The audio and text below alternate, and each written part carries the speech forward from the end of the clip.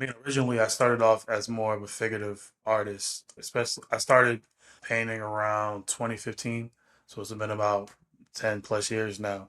But back in undergrad, I picked up a paintbrush for the first time seriously, and I felt like, well, I need to learn how to paint, and I want people to like my painting. So one way to do that is to, work within a visual language that a lot of people are familiar with, and that's figuration. And I was right. A lot of people did like the paintings. I was more hyper realistic. People liked it, but by the time COVID hit, that was 2 years post undergrad.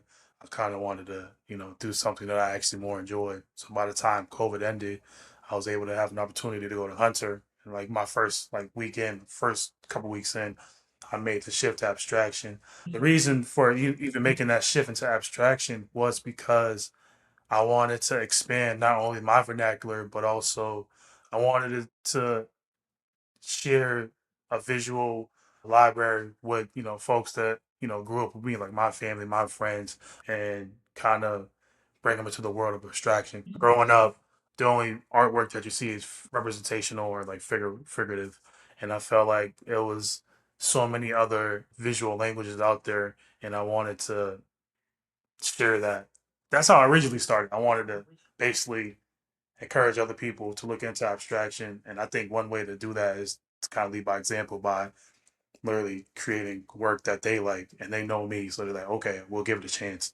But abstraction is very complex and I like the challenge and it requires context, a little bit more context than figuration. So it's a lot more cerebral for me.